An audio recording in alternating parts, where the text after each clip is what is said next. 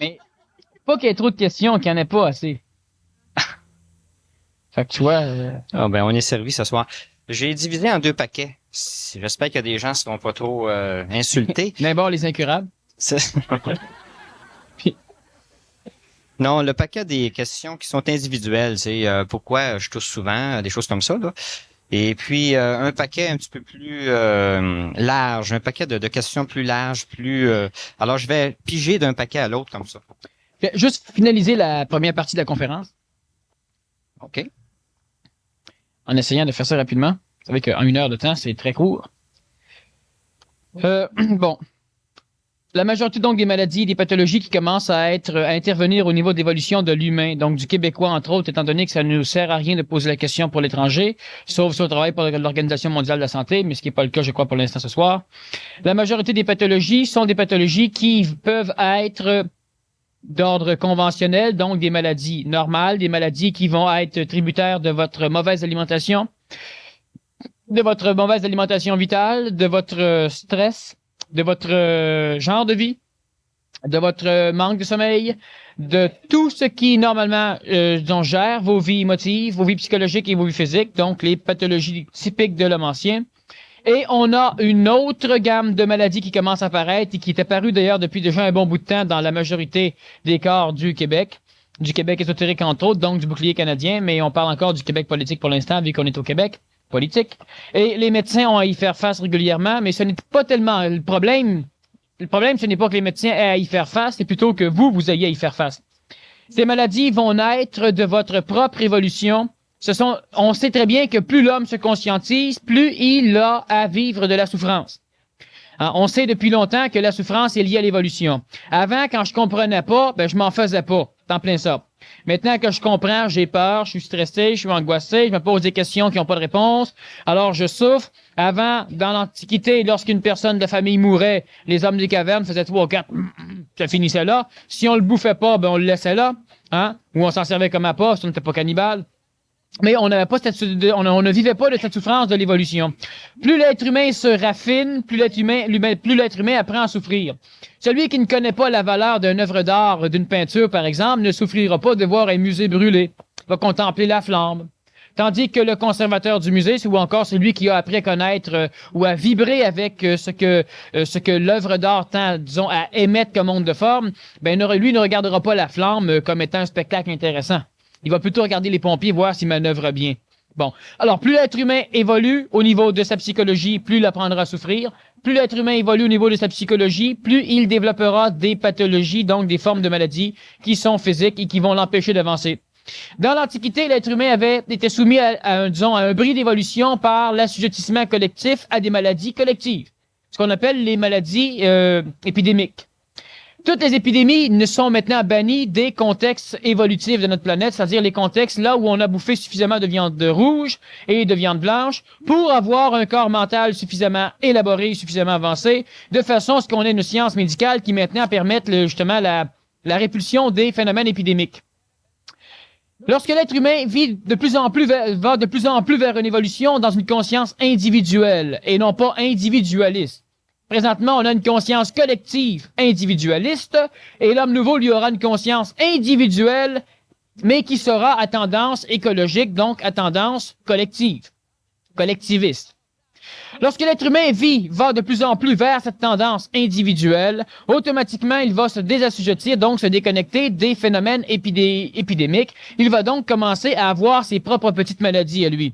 Ces maladies seront particulières à son état d'évolution. Donc, présentez-moi une psychologie, je pourrai vous présenter un corps physique qui souffrira de certaines formes de maladies.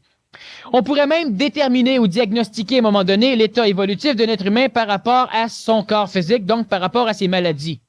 Maintenant, il faut comprendre que l'être humain vivant dans une société de stress est coloré par l'agression, continuelle des autres. C'est-à-dire que lorsqu'un individu vit dans un contexte où il se fait tout à fait sucer en énergie continuellement, il va vivre une dépression à un moment donné. Une dépression, c'est une perte d'énergie. Hein, c'est ça une dépression. Donc, il va vivre une dépression. Il peut aussi être atteint d'un cancer qui sera, disons, endogénique, donc créé à l'intérieur de lui, mais qui aura une cause extérieure au niveau de l'agression psychologique. Ce ne sera pas une cause physique. Donc, l'être humain qui On me présente un corps physique, je regarde le corps physique, je diagnostique, j'observe les symptômes des maladies et on peut avoir une idée de l'évolution de l'individu. Maintenant, il ne faut pas qu'on pense que plus l'être humain est malade, moins il est évolué. Si l'être humain est d'une évolution individuelle, donc de cette évolution vers l'homme nouveau, effectivement, à un moment donné, on pourra dire plus il est malade, plus il est évolué. Ça paraît extrêmement contradictoire, ça paraît même con. Ce qu'il faut comprendre, c'est que l'être humain n'a pas entre les mains les clés de son évolution. Parce que si on les aurait entre nos mains, ça ferait longtemps qu'on évoluerait sans souffrance, sans maladie. Hein? Et ça marcherait droit comme on aimerait que ça marche. C'est-à-dire tout croche. Maintenant, ce qu'il faut comprendre, c'est que l'être humain, n'ayant pas les clés de son évolution, ne peut pas régir celle-ci. L'être humain évolue comme un nuage avance dans l'atmosphère. C'est-à-dire que le nuage a une forme particulière.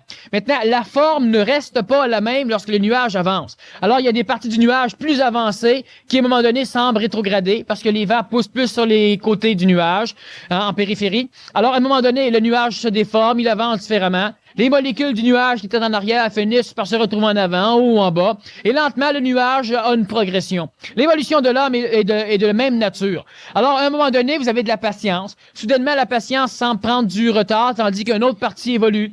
Alors, ce qui fait qu'une personne qui est extrêmement malade peut être extrêmement évoluée au niveau de la transition vers l'homme nouveau, pour la simple raison que ce qui, au niveau neurologique comme au niveau endocrinien, au niveau physique, au niveau nerveux, est en mutation, peut, pendant un laps de temps, être tout à fait inapte ou inadapté à l'évolution biologique, disons, darwinienne. C'est-à-dire que l'être humain, ne vivant pas une évolution darwinienne, une évolution adaptative, mais il vit plutôt une évolution améliorative, cette évolution améliorative peut engendrer une adaptation biologique au niveau des corps physiques, ce qui va évidemment engendrer une panoplie de pathologies qui ne sont pas en harmonie nécessairement avec le degré d'évolution de l'individu. Mais l'homme transitif qui est malade justement parce qu'il est transitif, il peut en mourir. J'en connais des gens, moi, qui sont évidemment transitifs. Le corps physique peut en mourir, pas l'homme transitif. Mais le corps physique peut effectivement mourir, la mort, ça n'existe pas. Bon.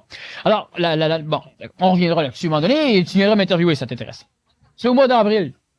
Je vais t'amener à l'urgence, je vais t'en faire voir des morts. Je te sens pas, je vais travailler suffisamment sur des cas en arrêt cardiaque, j'en ai rallumé suffisamment quand je travaillais pour Urgence Santé. C'est moi qui te les amené à l'urgence. Ça, je te dis, ils sont morts dans l'urgence. Ouais, pas toutes, hein? Pas toutes. Bon. Intéressant. Une chance qu'il y a beaucoup de techniciens ambulanciers, pas juste moi. Alors, ce qu'il faut donc comprendre, c'est que l'être humain, évoluant continuellement, vit une mutation physique et une mutation neuronique, donc cérébrale. Cette mutation est absolument nécessaire pour lui permettre de comprendre mieux, de comprendre plus vite, d'englober plus de choses, de pouvoir exprimer biologiquement une conscience agrandie, donc au niveau de sa conscience. Plus l'être humain entre en contact avec ce que la théologie antique appelle l'Esprit Saint, ce que moi j'appelle, disons, l'énergie supramentale, c'est un phénomène qu'on a expliqué, sur lequel on va revenir aussi. Plus l'être humain entre en contact avec ce genre de choses, cela, tout à l'heure, j'expliquais que l'âme venait induire dans les neurones certaines réactions qui finissaient par se transmettre et qui étaient détectables au niveau d'un électroencéphalogramme ou des appareils de biofeedback. Sauf que cette énergie astrale, à un moment donné, va être supplantée par l'énergie mentale de l'homme. Cette énergie mentale, vous l'avez tous déjà, l'intellect est sa partie la plus basse. Et à un moment donné, on a un contact avec l'intelligence instantanée, donc vous allez avoir un contact centré dans votre esprit, des choses que vous ne connaissez pas nécessairement encore. Et puis à un moment donné, cette intelligence ou cette énergie supramentale fait vibrer les neurones de façon à désassujettir l'humain d'une panoplie de phénomènes manipulatifs. La semaine dernière, on parlait de Satan. On va revenir à un moment donné sur le phénomène de l'exorcisme. Alors, donc, ça finit par désassujettir l'humain de ces choses. En attendant, lorsqu'il y a mutation, le cerveau n'est pas apte à fonctionner convenablement. Alors, la plus banale pathologie de la personne transitive, ce sont les pertes de mémoire. Idiote, conne, imbécile, très perturbatrice, disons, angoissante à un moment donné, et ça peut arriver à n'importe quel âge. C'est une mutation de la partie neurologique qui, disons, interprète le phénomène mémoriel au niveau de l'âme. Les autres pathologies sont des pathologies d'ordre physique qui peuvent être des pathologies tout à fait réelles. D'ailleurs, comme tu le disais tout à l'heure, Claude, une personne transitive peut, à un moment donné, à l'âge de 20 ans, avoir une attaque cardiaque, donc avoir un infarctus du myocarde. Leucémie. Les leucémies, c'est le même genre de phénomène, et elle peut en mourir. Bon, maintenant, elle peut ne pas en mourir. Ce qu'il faut comprendre, c'est qu'il y a deux formes de pathologie typiques de l'homme transitif, et vous allez en être de plus en plus atteint. C'est pourquoi je fais une conférence. De toute façon, on va en refaire à un moment donné aussi au large, c'est-à-dire à l'extérieur du centre de l'universalité. Il y a eu une tempête de neige, il y a juste les malades qui sont venus, mais on va en refaire une à un moment donné quand il fera beau. Le personnel a passé la journée à pelleter le salon. Alors, on peut constater que c'est quand même, on avait fait assez de place. Mais on va donc refaire ces conférences. C'est de plus en plus important. Et il faudra évidemment, à un moment donné, que les médecins soient au courant. Alors, ce qu'il faut comprendre, c'est qu'il y a les maladies typiques de la transition qui vous rendent malade, comme l'homme ancien est malade. Alors, à un moment donné, vous allez dire, oui, mais on dirait que plus je mange bien, plus j'ai des troubles digestifs. Et ça, c'est fréquent. Et ça va être de plus en plus comme ça. C'est normal, plus vous mangez bien, plus il y aura une mutation au niveau cérébral et au niveau corporel. Cela va donc s'interpréter par le corps physique, pas nécessairement, mais peut se répercuter dans le corps physique par des problèmes de digestion parce qu'il y a des mutations. Donc, il y a une transformation qui n'est pas finalisée, donc qui est en marche et qui peut, pendant un laps de temps, disons transmettre de l'inefficacité au niveau du corps physique. T'imagines-tu le problème de la personne qui prétend bien manger puis qui est malade plus qu'avant? Elle y croira pas? Et il y en a beaucoup. Je fais du yoga, je suis raqué, j'ai de la misère à respirer. Je suis devenu asthmatique depuis que je suis végétarien. Je suis végétarien, je digère mal. Moi, la viande que je digère le plus facilement, c'est le porc. Bon, effectivement, je vais manger des viandes qu'on me recommande, ça passe pas, et etc., etc., etc. Alors évidemment, le problème qu'il y a, c'est que l'individu, pensant bien travailler pour son évolution, a l'impression de vivre une rétroaction. Donc, elle revient en arrière, justement parce qu'elle ne comprend pas le principe des maladies de l'homme nouveau. L'être humain évolue donc, vit une mutation. Il se transforme. Si vous transformez votre psychologie, c'est que le récepteur, le médium, la radio qui reçoit les informations de votre psychologie pour les transmettre dans votre corps, doit nécessairement être muté. Alors, s'il y a une mutation psychologique, il y a donc une mutation neurologique. Vous prenez de la boisson, ça mute votre cerveau, l'alcool vient perturber la transmission chimio-électrique entre les neurones. Automatiquement, l'expression psychologique va être différente. Le véhicule exprimant étant différent, ce qui va être exprimé est différent. Tu deviens plus collant, tu deviens plus agressif, tu deviens ceci, tu deviens cela, et normalement, tu ne l'es pas. Si tu mutes psychologiquement, si cela est interprété, donc si ça paraît, si vous pouvez l'exprimer physiquement, cela veut nécessairement dire que votre récepteur, votre cerveau a été changé. Maintenant, le cerveau contrôle à lui seul tout votre corps. Il contrôle le système endocrinien, le système hormonal, donc qui est la cause majeure de 99,299% de toutes les perturbations pathologiques chez l'homme. Même les perturbations virales, bactériennes et les autres perturbations de déséquilibre. Lorsque l'être humain est en phase de fatigue à certaines régions de son corps ou globalement, lorsqu'il est épuisé par exemple, les virus, les bactéries viennent induire simplement le corps vital de l'homme de leur propre corps vital, ce qui fait que le virus n'est plus un intrus, il est bienvenu. Il y a donc pathologie et maladie. Les médicaments chimiques qu'on va donner au niveau de la médecine conventionnelle sont des médicaments qui agressent rarement le virus ou la bactérie, ou encore guérissent pas comme tel chimiquement la pathologie, le symptôme physique, sauf que l'énergie, n'est-ce pas, la molécule, c'est très important en niveau en pharmacologie, c'est que la molécule du médicament, la constitution atomique du médicament a un onde de forme, donc une structure d'énergie vitale particulière qui, elle, va être suffisamment en désharmonie avec la structure atomique du virus ou de la bactérie qu'elle va désagréger celle-ci comme le virus désagrège le corps. Les effets secondaires de toute la majorité des médicaments, justement, de médecine traditionnelle sont justement que la molécule du médicament détruit un peu aussi l'énergie vitale du corps physique localisée là où il va avoir un effet, ce qui se répercute par les effets secondaires que l'on vend tant. Bon, quand on veut contre-attaquer. D'où le problème de l'homme transitif. S'il y a beaucoup de symptômes, les médecins vont être portés à leur donner beaucoup de médicaments qui sont définitivement... Ce qui va amener d'autres symptômes secondaires qui vont faire à un moment donné que vous allez être une pharmacie ambulante ou carrément un cas très intéressant. Bon. Bon. Un beau cas. Alors, ce qu'il faut comprendre, c'est que vous devez prendre en main vos santé. Donc, vous devez immédiatement cellulariser, conscientiser le fait que ce qui est dans votre assiette, ça va être vous quand vous l'aurez bouffé. Ce que vous respirez, c'est vous.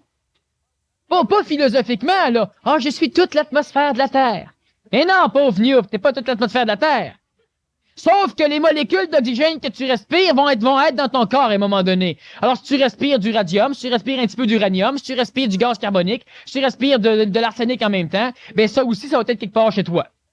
Puis si tu dis c'est pas toi, ben ça va être quand même corporifié, ça va être toi. Et si ça se répercute par des ongles verts parce que tu as de l'arsenic dedans, ben évidemment, ça sera toi aussi.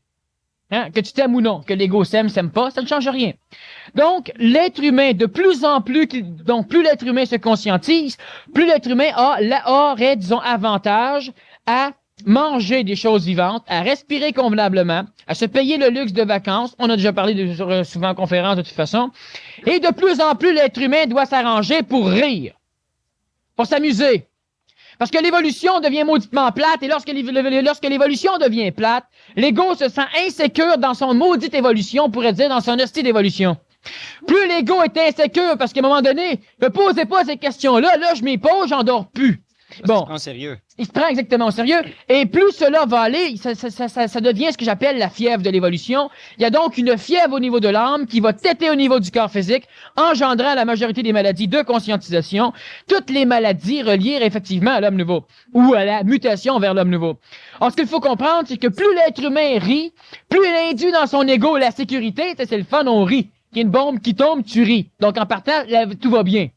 Plus l'être humain va rire, moins son ego va être insécure, donc moins celui-ci va chercher à têter au niveau des plans vitaux du corps physique, plus l'être humain risque de contourner la majorité des symptômes et des pathologies de la mutation. Alors, ce qu'il faut comprendre, c'est que ce n'est pas de la théorie. Il y a effectivement des maladies nouvelles qui apparaissent. J'en ai parlé avant le sida. Mais le sida, c'est une maladie karmique planétaire. Il y a d'autres maladies nouvelles qui naissent.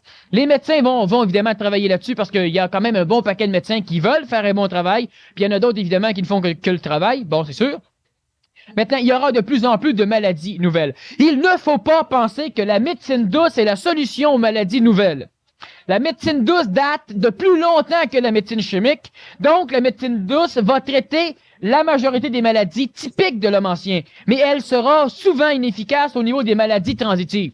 Comme la médecine chimique sera inefficace souvent aussi.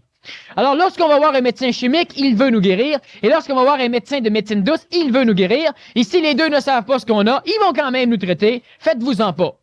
Bon. Alors, les deux deviennent automatiquement très agressifs au niveau du corps. Ce n'est plus de la médecine douce. La seule médecine douce, c'est une médecine intelligente et écologique. Elle peut être une opération chirurgicale. Elle peut être simplement des tisanes. Du moment que c'est écologique, ça devient doux. Hein? Vous avez perdu un bras, on vous le recoue. Bon, allez pas voir un médecin de médecine douce. OK? La médecine du chirurgien devient douce. Celui, évidemment, qui opère inutilement, ça devient une médecine qui est réellement brute. Mais l'acupuncteur qui met 63 aiguilles pour guérir un asthmatique, alors qu'il devrait en mettre 7, lui avec. D'ours. Ouais, d'ours, en plein ça, oui, d'ours. Les aiguilles font des poils, puis c'est ça. Bon. Alors, ce qu'il faut bien comprendre, c'est que vous devez, premièrement, conscientiser le fait que c'est votre santé que vous avez entre les mains, que le corps physique est une chose absolument importante parce que c'est le véhicule d'expression de votre évolution, que si vous évoluez sans celui-ci, celui-ci nécessairement devra s'adapter à votre évolution, et dans l'adaptation, il lui en manquera des bouts pendant la phase de transition. Ces bouts manqués seront des pathologies. Alors, vous mangez mieux, vous êtes malade. Vous respirez mieux, vous toussez plus. Vous faites ceci, vous cessez de fumer, vous pognez des cochonneries. Il y a toute une panoplie de maladies qui vont apparaître si vous ne conscientisez pas que votre corps physique doit suivre le même chemin que votre psychologie. Comment le faire? Vérifier son alimentation, c'est à votre choix. Prendre des repos de temps en temps. Il y a toute une panoplie de choses qu'on enseigne au Québec à travers un paquet de cours. Bon, il y a des livres avec qui ont été écrits sur ces choses-là. Il y a des choses qu'on fait ici au centre, il y a des choses qu'on fait aussi ailleurs qui ont une grande valeur. C'est à vous, évidemment, de faire le chemin. Bon, je vous dirai pas quoi faire. Vous êtes suffisamment brillant pour le savoir. De toute façon, si vous êtes suffisamment brillant pour vous être rendu malade, vous êtes donc suffisamment brillant, vu que vous évoluez, pour pouvoir aussi trouver les chemins de la guérison. Le médecin est une béquille, qu'il soit médecin de médecine générale, médecin de médecine douce. Ça peut être utile, c'est même très utile. Sauf qu'on doit s'arranger pour bien comprendre que plus on évolue en expansion, plus on se pose des questions, plus on recherche, on développe une maladie nouvelle, la première forme de maladie mentale, c'est-à-dire la fièvre de l'évolution. Lorsqu'on a cette fièvre de l'évolution, très rapidement, qu'on l'ait consciemment ou inconsciemment, très rapidement, on induit des pathologies au niveau du corps. Si ça vous prend 15 ans pour induire un cancer, ça va vous prendre au moins 50 ans en pensée positive pour le régler. Et évidemment, le cancer risque de vous emporter avant. Donc, on doit, à partir de immédiatement, commencer à travailler sur l'intelligence d'un corps en santé. Ceux qui auraient déjà le cancer, ça se guérit. Bon, les médecins guérissent des choses, savent pas pourquoi, puis des fois, ils savent pourquoi. Alors, on a des guérisons de toutes les sortes. Ça se guérit. La seule chose qu'il faut bien comprendre, c'est que ne pensez pas faire un cheminement évolutif pour guérir d'une maladie. Évoluez pour l'intelligence de l'amélioration. Et les choses qui vont être de concert avec l'évolution globale de l'homme vont venir. Celui qui fait le PMC, par exemple, pour se guérir de l'asthme, peut guérir de l'asthme, mais il peut aussi guérir de l'asthme au bout de 25 ans. Celui qui est asthmatique puis qui, à un moment donné, fait quelque chose d'intelligent et fait cette chose pour son évolution propre en se foutant des symptômes idiots de l'évolution, ben, à un moment donné, il va voir son asthme s'en aller puis il ne saura pas pourquoi. Et c'est exactement ce qui se passe tout le temps. Donc, l'être humain doit conscientiser que son corps physique est le véhicule d'expression. Vous voulez évoluer sans celui-ci va vous retarder. Les maladies de l'homme transitif sont des maladies symptomatiques, premièrement, et deuxièmement, des maladies, disons, réellement pathologiques, donc d'expression corporelle. Il y aura donc beaucoup de choses qui vont être symptomatiques. Ne pensez pas que vous êtes fou si à un moment donné, on vous dit que vous avez rien. Et n'acceptez pas de médicaments si on vous dit que vous avez rien. Vous n'êtes pas cinglé, il y a des mutations. Et ne vous dites pas non plus, bon, j'ai rien, je prends pas de médicaments, j'ai des symptômes pareils, donc je suis un gars évolué. Et ne pensez pas ça non plus. C'est évident que vous évoluez. Ne devenez pas snob dans votre évolution. Prenez-vous pas au sérieux. Plus vous allez avoir du fun, même malade, plus ça va guérir et mieux ça va aller. Alors, on va passer aux questions. Je vais me faire l'avocat du diable. Je m'imagine une personne qui vient ici pour la première fois, là, et qui craint les tripes, comme on peut faire des fois. Puis il dit, bon, ben lui, Daniel, là, j'aimerais ça le voir, le Daniel Kemp, dans 50 ans. Puis s'il tombe malade, je te dis, toute la gang qui ont cru en lui, là, ils vont en prendre une claque.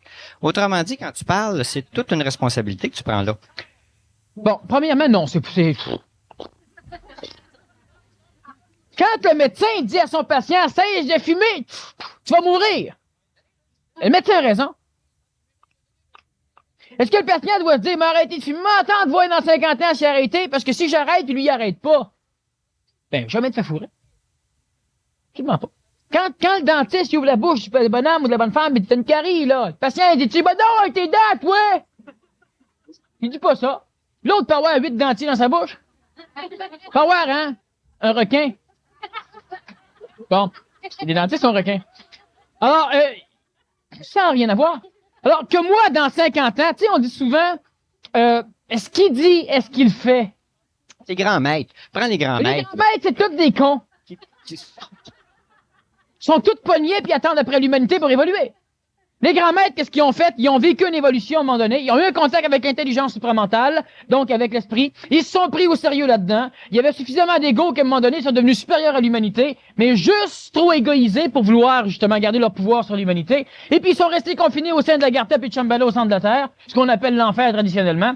Et ces grands maîtres-là ont une seule idée dans la tête, c'est faire évoluer l'humanité pour que l'humanité finisse par être suffisamment avancée, de façon à ce que l'humanité ait suffisamment d'énergie pour que ces maîtres-là puissent se servir de l'énergie de l'humanité pour pouvoir maintenant continuer. Ces maîtres-là, bien brillants, ils ont aidé un peu. Certains ont engendré la guerre mondiale, la deuxième, parce que on sait très bien que quand le mal aura été suffisamment dense sur la planète, on va commencer l'ère du millénium. Alors, certains grands maîtres, par le biais du Priority, ont tout fait pour que, disons que l'âge de fer soit précipité, pour qu'il y ait le plus de mal possible sur la planète le plus rapidement possible, de façon à ce qu'on passe dans un état où ce que les autres vont pouvoir jouir un peu. Ces grands maîtres-là, ils vont attendre après l'humanité pour s'en sortir. On parle pas des grands maîtres. C'est parce que l'erreur, c'est de chercher un modèle dans sa vie. C'est ça l'erreur. C'est quand on voit un grand maître avec une belle grande barbe qui préconise la santé parfaite. Moi, je suis assez content quand tu tombes malade. Oui, parce que t'es jaloux. Eh non! Parce que je me dis, ça va pas d'allure ce qu'il disait, puis ça le prouve. Exactement. Tu sais, quand Muktananda, moi, je me souviens, à un moment donné, je l'avais vu, puis il a fait un infarctus, puis il en est mort. J'étais bien content. Oui. Parce que les disciples pensaient qu'il était pour être immortel.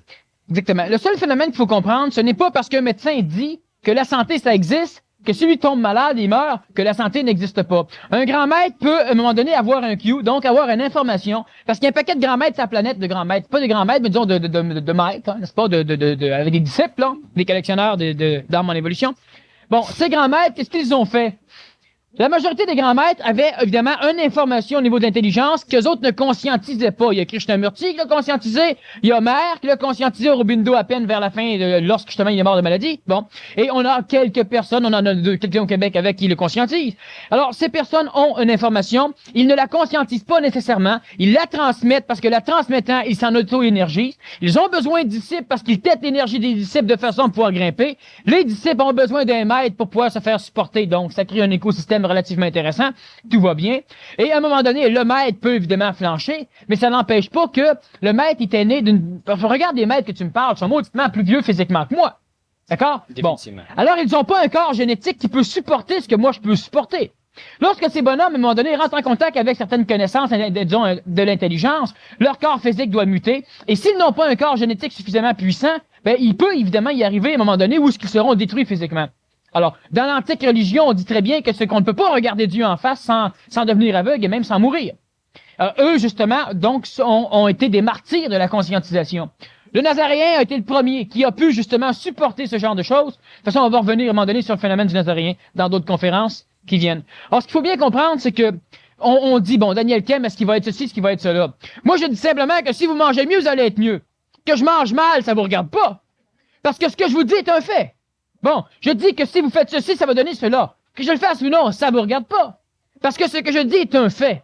Maintenant, il me regarde, moi, de me gérer au niveau de mon évolution, et il vous regarde, vous, de vous gérer. Donc, ce que je dis, je ne supporte aucun poids, pour la simple raison que je dis des choses qui sont là, et puis les humains font ce qu'ils veulent avec. C'est relativement facile de parler comme je parle. Je dis n'importe quoi. En longtemps que ça se tient. Ben, ça se tient.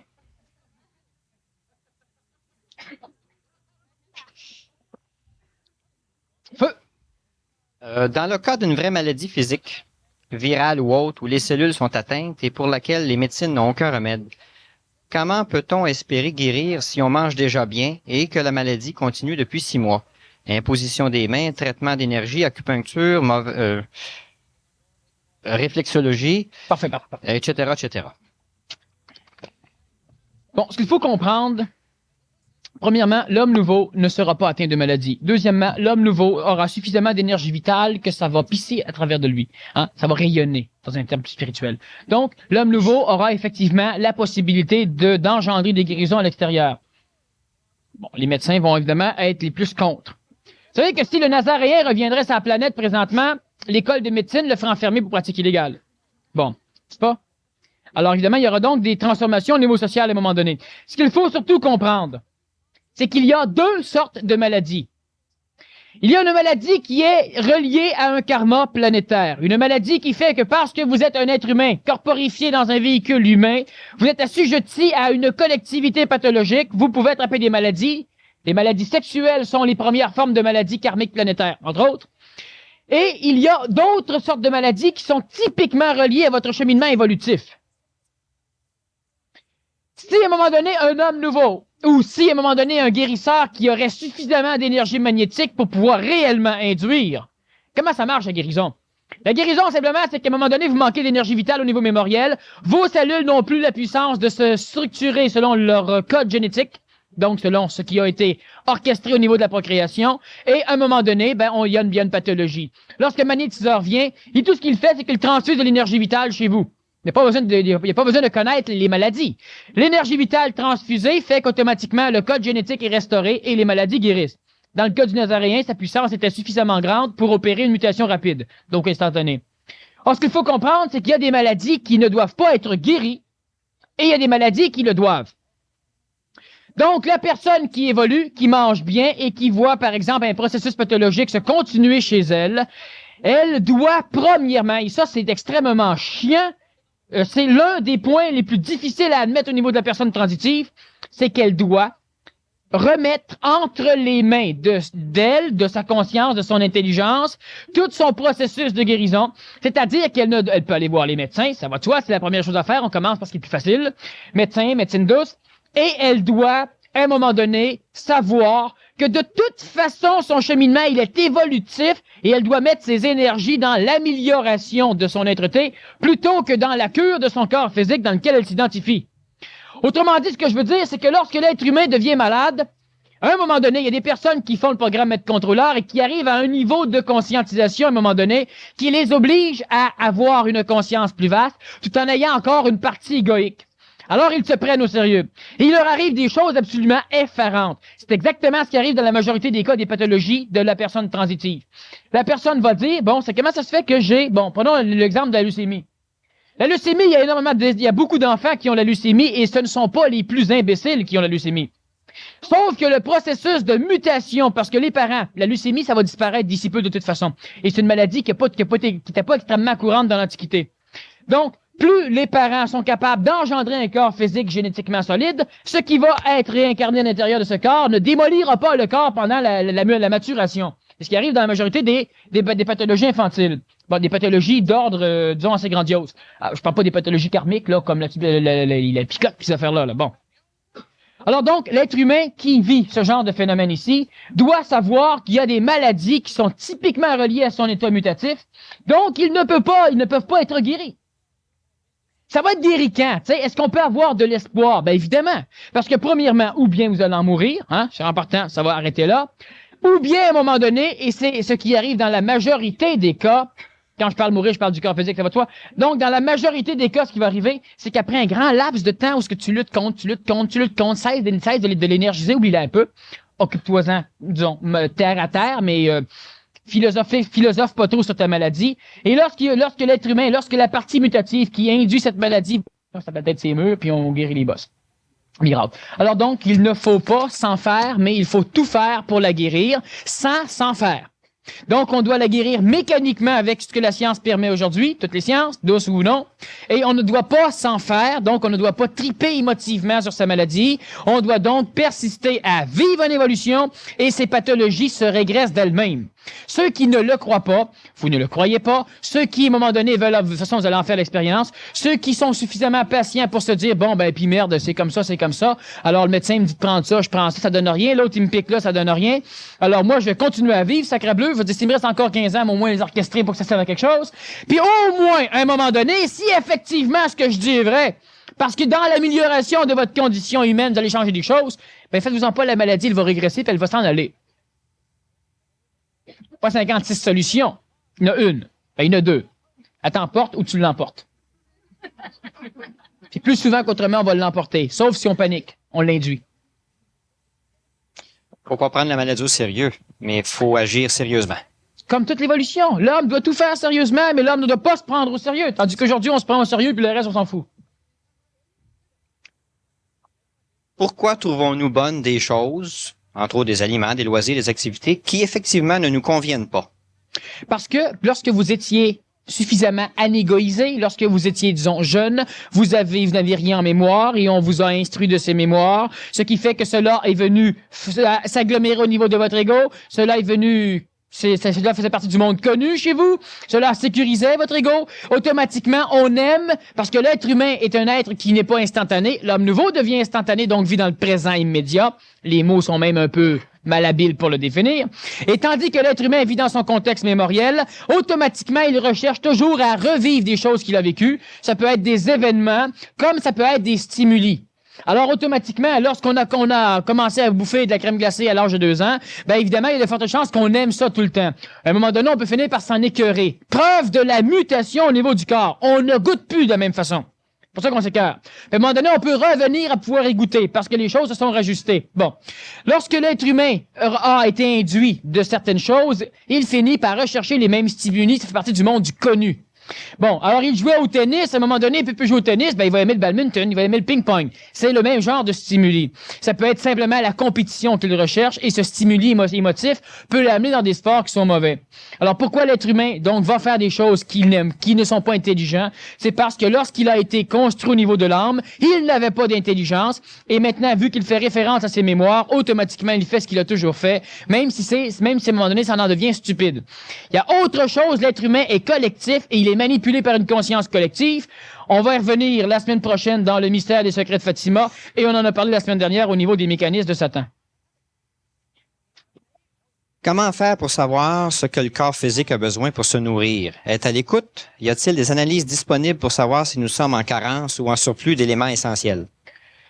Bon, un autre maudit problème. On va voir un médecin où on va se faire prendre des prises de sang, et alors ils vont faire ils vont faire l'étude complète de notre système sanguin, et ils vont nous dire, vous manquez de ceci, de cela et de cela. Vous devriez donc avoir telle maladie, telle maladie, telle maladie. Et vous dites, merde, je suis en pleine forme. Les corps physiques étant mutatifs, automatiquement, il y a de plus en plus de formules sanguines qui seront anormales et qui seront merveilleusement adaptées à votre corps physique. Donc, ça devient encore extrêmement compliqué. La personne est là, par exemple, une glycémie très basse ou très haute. Elle peut avoir une hémoglycémie très basse ou très haute. Puis la personne est correcte. Alors, comment expliquer ça? Ben, le corps physique n'est plus standard. Donc, il sort de la normalité.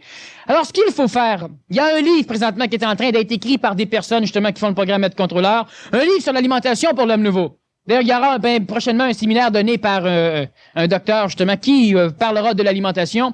Alors, il y aura à un moment donné, ce sera publicisé au niveau du centre et à l'extérieur sur l'alimentation. Et là, pour la première fois, on va expliquer de quelle façon l'être humain d'aujourd'hui doit arriver à manger.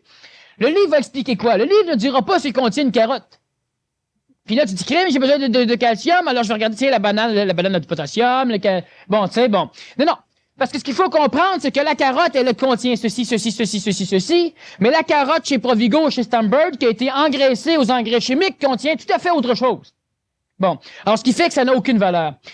L'être humain, plus il va transiter, va devenir de plus en plus sensible, alors il faudra qu'il développe cette intuition biologique qui va lui permettre de pouvoir savoir ce qu'il a besoin.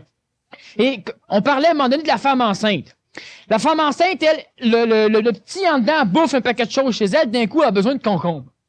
Bon, elle a besoin d'un hot dog avec la crème glacée. Elle a besoin de des goûts bizarres. Qu'est-ce que c'est? C'est que là, elle n'a pas le choix. Elle meurt ou elle devient intuitive et ce qu'elle a de besoin, elle sait ce qui est nécessaire pour elle. La personne transitive, à un moment donné, va arriver à développer ce même phénomène. Alors, tu vas dans un restaurant, tu sais ce que tu as besoin de prime abord. Tu diras pas, j'ai besoin de tant de grammes de ceci, bon, mais non. Sauf que tu regarderas le menu et il y a quelque chose que, bon, c'est ça. Pas au goût. Il faut bien comprendre que l'alimentation bonne pour la santé n'est pas nécessairement bonne au goût. Elle se digère mieux, c'est bon au goût. Oui, ça s'en va plus vite aux toilettes. Mais est-ce qu'elle s'assimile mieux? C'est autre chose. Alors donc, à un moment donné, la personne, elle saura. Et on peut commencer déjà à percevoir. À un moment donné, on le sait. Et c'est comme ça que l'être humain va fonctionner plus tard. Pour qui a un périsprit mince, serait-il souhaitable de manger de la viande? Bon. Faut qu'on mange de la vie, surtout, et il faut qu'on cesse de se faire têter par les autres pour ne pas perdre de notre énergie vitale. Se faire têter comment? J'en ai déjà parlé au moment donné au niveau des conférences sur le couple nouveau. C'est sûr que si on couche deux dans le même lit, on se tête mutuellement. Alors, à un moment donné, il y en a un qui se lève, il est tout raqué, tout déformé, l'autre en pleine forme. Ben, c'est ça que ça se passe. On devrait aussi cesser d'avoir des conversations avec des gens qui nous têtent et qui veulent rien comprendre. On devrait, enfin, il y a une panoplie de choses au moment donné qu'on a déjà expliqué sur les mécanismes de l'énergie, qui, évidemment, c'est des conférences qui sont enregistrées. Alors, manger de la viande, ça a servi à quoi manger de la viande? Lorsque l'on bouffe de la viande, on mange une grande partie de l'émotivité de l'homme est exprimée par le système hormonal. Jusque-là, ça va. Bon. Le système hormonal est transmis par le sang. Ça va toujours. Donc, dans le sang, il y a des messages donnés par la psychologie. Ça va toujours. Donc, dans le sang, il y a de l'âme. Hein, si on veut faire des parallèles. Alors, ce qu'il faut comprendre, c'est lorsque l'on mange de la viande rouge, on mange du sang. Donc, on mange des hormones. Donc, on mange de l'émotivité des animaux. Plus l'être humain mange de la viande crue, plus il devient agressif. Bon. Plus l'être humain mange des viandes qui vont être cuites, qui vont être transformées, mais des viandes à caractère rouge, donc caractère sanguine, plus l'être humain, absorbe des phénomènes qui vont venir s'agglomérer au niveau de ses mémoires de l'âme, ce qui va donner à l'être humain une âme extrêmement pesante, une âme animale, une âme qui n'est pas spiritualisée, donc qui ne vise pas une évolution vers l'esprit. Et automatiquement, ce genre d'âme, ce genre d'ego, induit chez l'homme des désirs animaux. Chez la femme aussi, faites-vous-en pas. Bon. Alors, automatiquement, il veut manger un peu plus, il veut boire, il veut triper, il veut s'amuser au niveau du sexe, alors il veut se battre, il veut faire la guerre, etc. Maintenant, ce qui va arriver, c'est que lorsque l'être humain est comme ça, il désire énormément de choses. Désirant énormément de choses, ils ont remarqué justement que les peuples végétariens ne désirent rien d'autre que manger des végétaux. Hein? Tu viens leur donner des claques d'en face, puis ils sont tous là, puis ils se demandent pourquoi tu fais ça. Bon.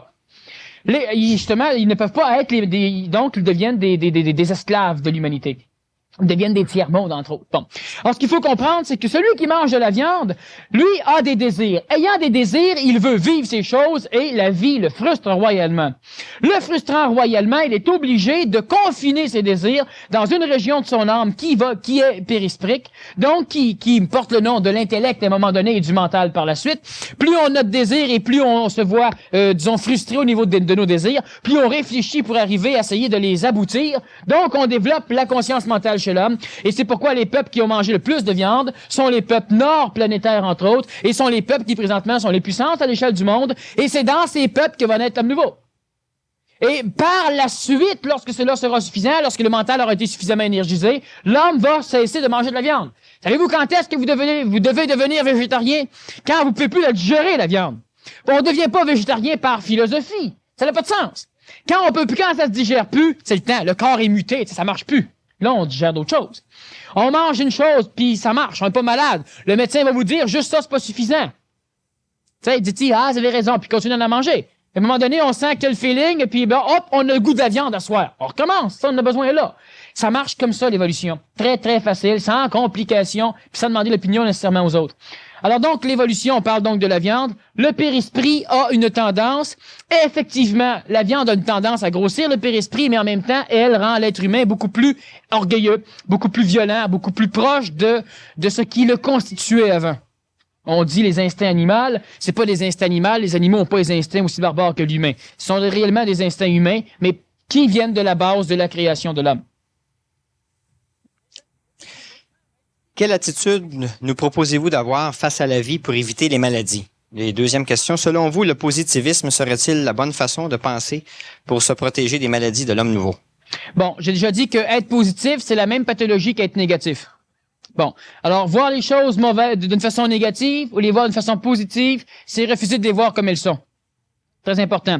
C'est mieux d'être positif que d'être négatif, et une fois qu'on est devenu positif, il faut devenir réaliste. Bon, c'est une chose. Quelle attitude nous proposez-vous, disons, d'avoir face à la vie pour éviter les maladies? Je ne propose pas. Je dis un paquet de choses. Vous devez ajuster. Vous êtes suffisamment intelligent. Même ceux qui l'ignoreraient, vous avez la faculté de savoir ce que vous avez besoin. L'attitude face à la vie, la seule chose globale qu'on peut dire, c'est que cessez de rechercher les choses, faites-les. Comment pouvons-nous faire pour être en paix? Mais sois en paix. T'sais, tant que tu vas vouloir être en paix, tu ne seras pas en paix. C'est pas compliqué tellement.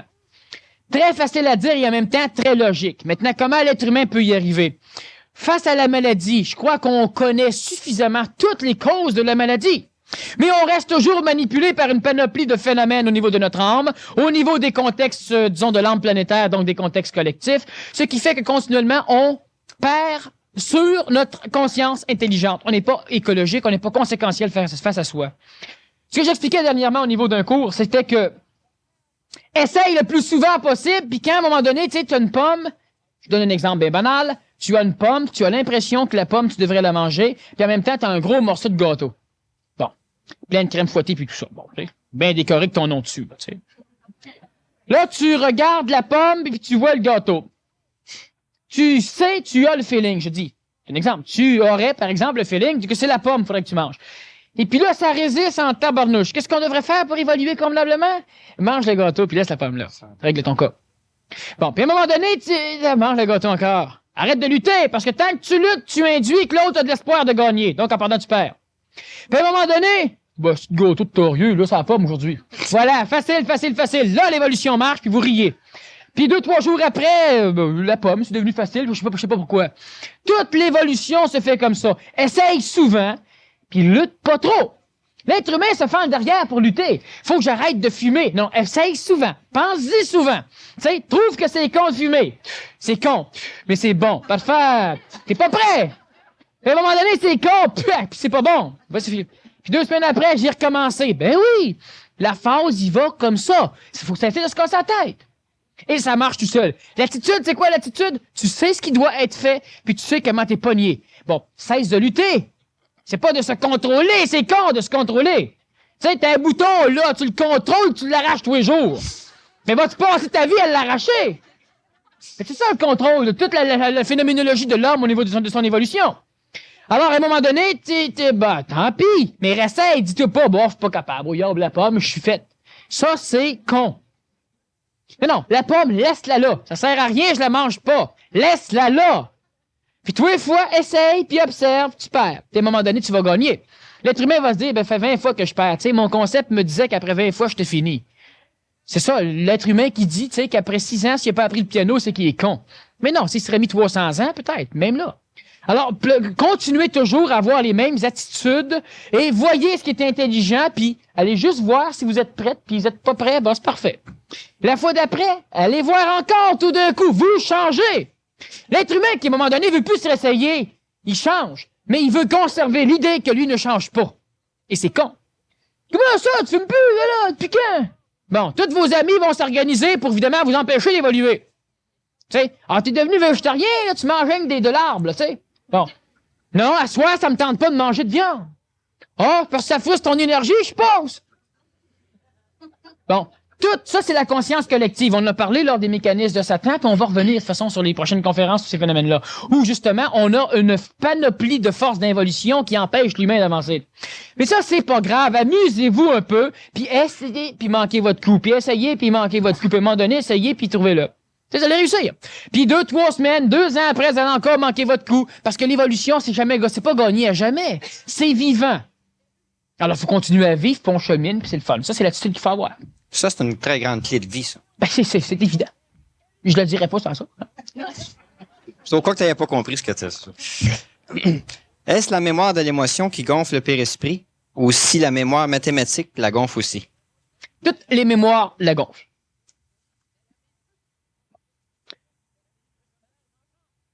Vaut-il mieux subir un état de tension et d'anxiété qui épuise le corps ou prendre un peu de Valium pour contrôler cet état? Sinon, que conseillez-vous? Y a-t-il un médicament moins nocif que le Valium? Ativan est-il supérieur à Valium pour combattre l'insomnie? Bon, disons que le Valium est un décontracteur physique. L'Ativan est plutôt un antipsychotique. Enfin, ça dépend encore des cas physiques. Ça va réagir de façon différente pour l'un et pour l'autre. Maintenant, ce que moi je suggère, tu me poses la question.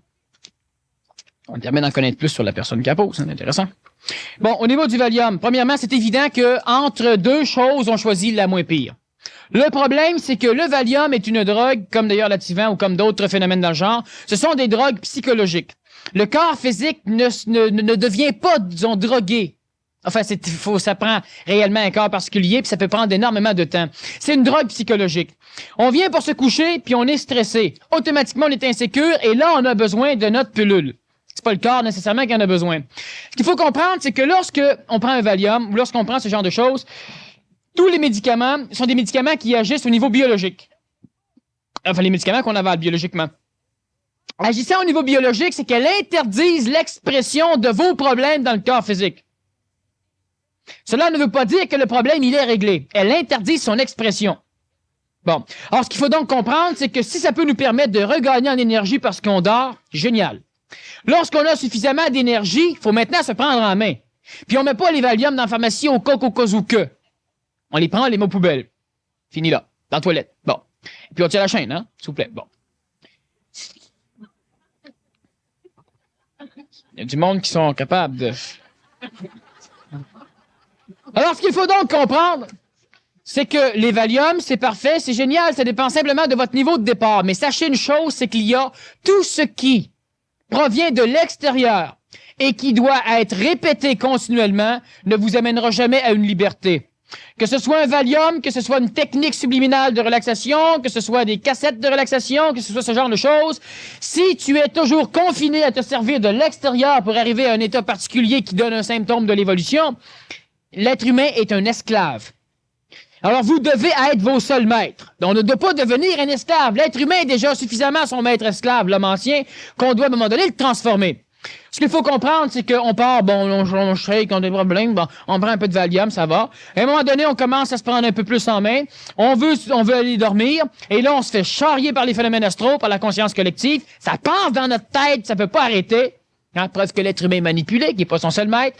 Et là, on doit commencer à faire des techniques physiques ou des techniques de cassette, par exemple. Éliminer le phénomène Valium pour lentement grimper de palier. Après ça, on élimine la musique. On recommence à faire les choses. Dernièrement, j'expliquais à un détenu dans un pénitencier fédéral qui, justement, se relaxait par ce genre de choses. Ben, je lui ai dit, il m'a donné un truc. OK, tu vas devenir un chien. T'as-tu ton voisin de cellule? Non, j'ai amené un Dalton là, puis je l'ai profité pour parler. Alors, je lui ai dit, tu vas devenir comme un chien, c'est-à-dire que quand tu vas écouter ta musique et t'endormir, gratte-toi l'oreille. Alors, tu comprends le symptôme, le principe. Alors, à un moment donné, ce que tu vas pouvoir faire, c'est que tu t'en vas dans la bibliothèque, tu vas te relaxer, gratte-toi l'oreille. Automatiquement, par réflexe, tu vas te relaxer tout de suite. parce que tu es habitué avec la musique. C'est un moyen. L'être humain doit donc apprendre différentes techniques et vous devez en innover, à un moment donné, en inventer. Moi, j'en ai inventé une panoplie qu'on enseigne, mais à un moment donné, l'être humain doit aussi en inventer, les adapter à lui. Et à un moment donné, l'être humain arrive à une technique, ce que j'appelle, moi, alors l'être humain arrive à pouvoir magnifier son corps, c'est-à-dire que le mental se dirige vers le physique, hein, magnifier, c'est ce que cela veut dire, et lorsque l'être humain peut magnifier son corps d'une façon suffisamment respectable, il est décontracté même assis. Il est décontracté en faisant du jogging. Il est décontracté en pleine action. Cela devient une relaxation, ce que j'appelle une relaxation, c'est-à-dire une relaxation sous tension. Alors, donc, il y a une série de chemins à suivre, mais la personne qui ne dort absolument pas, elle est mieux de prendre du Valium ou de l'Ativan ou ce genre de choses, et à un moment donné, mais vous devez prendre conscience que ce sont des béquilles. Lorsque la béquille devient la jambe, on finit par penser que la béquille, c'est la jambe. Lorsque la béquille, c'est la jambe, on ne veut plus de la jambe. On la coupe puis on conserve la béquille. C'est extrêmement pénible par la suite de refaire pousser une jambe. Alors donc, ne vous identifiez pas dans vos médicaments ni dans vos techniques. Lorsqu'à un moment donné, l'être humain arrive comme avec la technique Menfi du PMC, l'être humain finit à un moment donné par ne plus avoir besoin de technique parce que c'est cellularisé chez lui. Alors il est toujours relax. Il n'y a plus de technique. Il se couche, il dort. Bon. Hein? Faut qu'il se lève à 5h moins quart. À 5h moins quart, il se lève, il éteint son cadran avant qu'il sonne, puis il s'en va. C'est demain, ça marche. J'ai hâte. Eh oui, mais lâche pas. Puis-je arriver à guérir mon arthrite par la technique Menfi? Bon. Très important, on ne doit pas faire une technique d'évolution pour arriver à un symptôme de l'évolution. La méthode NADO peut guérir de l'arthrite. C'est pas enseigné ici, mais c'est très génial comme méthode. Ça s'adresse évidemment à des personnes qui n'ont pas beaucoup d'activité physique, ça va de soi, mais c'est très bon. Il y a beaucoup de médicaments aussi qui peuvent guérir l'arthrite. Ça va de soi aussi, parce que l'arthrite a différentes causes. Elle peut être extrêmement émotive, donc psychologique. La technique Menfi a donné des résultats. Je ne veux pas vendre de ce qui se fait ici par rapport à des symptômes de l'évolution. Chose certaine, c'est qu'il y a des personnes qui ont fait des choses au niveau du sang et qui ont vu donc des symptômes de ce genre disparaître. Est-ce que c'est tout le monde? Non. Pourquoi? Parce que vous êtes un véhicule de départ. Une technique ou une forme ou un programme d'évolution transforme des choses. Chaque individu est un véhicule de départ différent. Les résultats, après 1 an, 2 ans, ou à moyen ou à long terme, sont différents pour chacun, ce qui fait que je ne peux pas dire que la technique Menfi guérit l'arthrite. Chose certaine, c'est que la technique Menfi ne l'entraîne pas, et elle entraîne, ça c'est pour la généralité du monde, un rajeunissement au niveau cérébral, une conscience corporelle, une conscience vitale qui est hautement sophistiquée, et elle entraîne donc une panoplie de choses qui, théoriquement, devraient engendrer la curation de la majorité des pathologies. Mais la personne qui vient, par exemple, s'inscrire à une technique Menfi ou qui s'inscrirait au PMC dans le but d'avoir une guérison pathologique, elle peut attendre longtemps parce que tout va dépendre de son évolution à elle. Les techniques ne sont pas faites pour cela, elles sont faites pour une évolution globale chez l'être humain. Lorsque l'humain évolue globalement, il y a des symptômes qui sont automatiquement entraînés. Je répète que ici, nous fonctionnons au niveau de l'intelligence, au niveau de l'âme. Cela veut dire que les techniques enseignées amènent des résultats, mais le but fondamental du programme aide-contrôleur dans lequel a été innové la technique Menfi est d'amener l'être humain à devenir son seul maître. Lorsqu'il chemine vers cet état d'être son seul maître, il y a des choses qui se règlent. Sauf que le but du PMC, programme aide-contrôleur, ce n'est pas d'amener à l'humain un confort immédiat au niveau physique. Bon, ça ne vend peut-être pas le PMC, sauf que les personnes qui le font doivent savoir pourquoi ils le font. C'est évident que ça entraîne des choses, mais c'est comme si une personne me dirait « j'ai de l'acné, est-ce qu'en faisant telle chose, par exemple au niveau du centre, je vais te dire si ton but fondamental est de guérir ton acné, sois moins stressé, puis prends des médicaments contre l'acné, ça va être plus vite. Si ton but fondamental est l'évolution globale de tous tes corps, parfait, le PMC peut être indiqué pour toi. Ça dépend donc de ce que vous recherchez. C'est la cure immédiate de l'arthrite. Il y aura sans doute d'autres recherches à faire. Si c'est une évolution globale, ah ben là, peut-être que là, la technique Menfi ou le programme aide-contrôleur peut être indiqué. Alors ça, vous irez voir votre médecin, il vous fera une prescription, puis si c'est indiqué de faire le PMC, ben vous dites.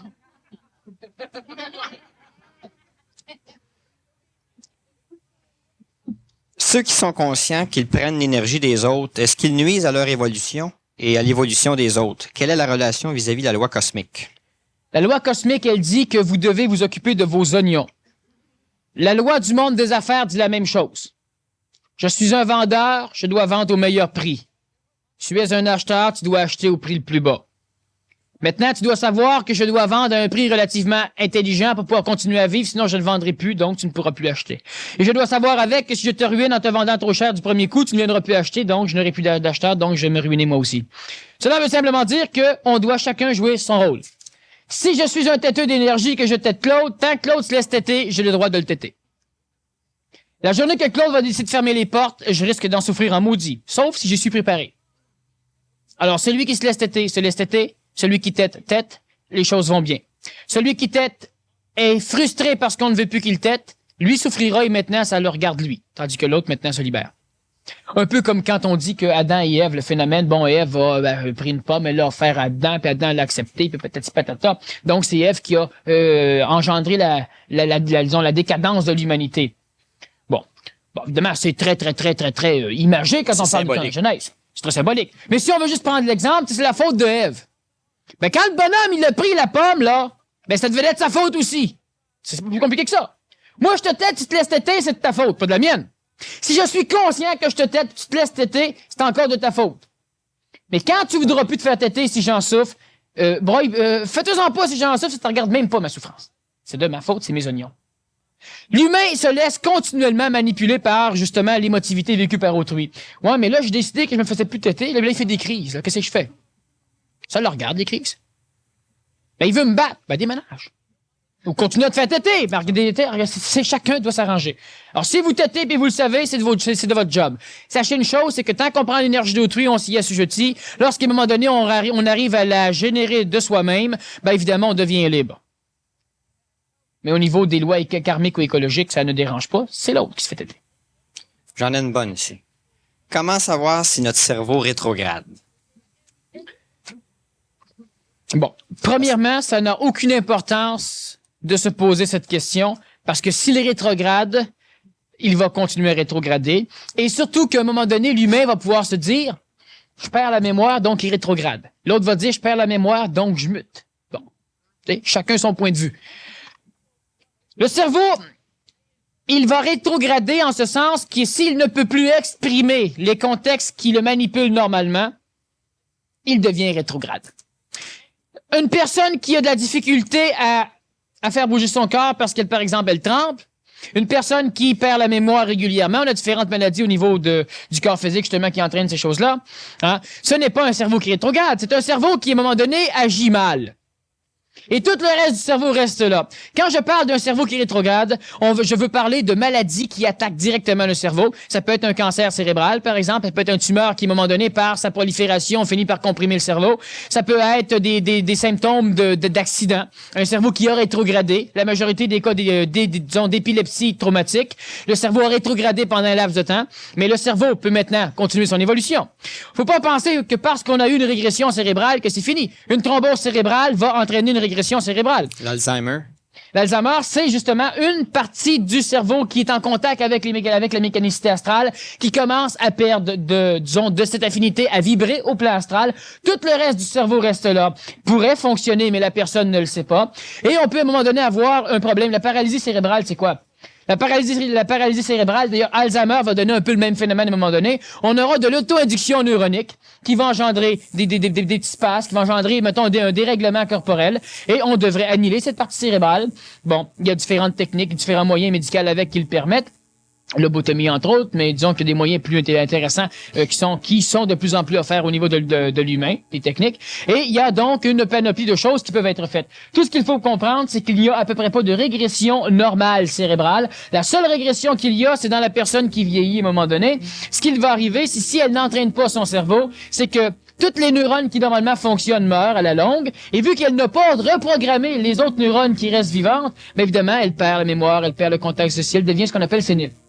La personne qui continue à entraîner son cerveau régulièrement ne devient pas sénile. Et même qu'elle grossit. Donc, il n'y a pas de danger de ce côté-là. Une chose importante, et là, sa conférence est finie. Je pose pas des questions assez vite, mais tu vas prendre l'expérience. La semaine prochaine, c'est le mystère des secrets de Fatima. C'est une conférence qui a été demandée souvent, une conférence qui n'a jamais été faite ni par moi ni par d'autres, pour la simple raison que ce n'était pas le temps. On a eu dernièrement, l'année dernière, une personne qui a fait un jeûne pour que le pape révèle le 3e secret de Fatima. Et ce secret n'est pas connu exclusivement que du pape, il est connu par différents gouvernements. Bon. Ce bonhomme a été manipulé par la conscience que le temps arrivait qu'on devait parler. La semaine prochaine, je fais donc cette conférence qui va être refaite sans doute le samedi, une semaine après. Si ça vous intéresse, vous êtes les bienvenus. Maintenant, c'est une conférence qui va être peut-être relativement unique. Je la referai sans doute une deuxième fois. Et je n'en sais pas plus pour la suite. Chose certaine, c'est qu'on va s'amuser en maudit à l'intérieur des secrets de Fatima. Ce ne sera pas une conférence religieuse, mais ce sera une conférence qui sera très d'actualité et qui expliquera un paquet de choses aussi au niveau des contraintes de la religion catholique, de ce qui vient et des manipulations astrales. Or, Mario, encore quelques messages à vous faire. Et puis, je vous souhaite une bonne semaine. Restez pas pris dans les bancs de neige. Si vous pouvez pelleter mon char en sortant.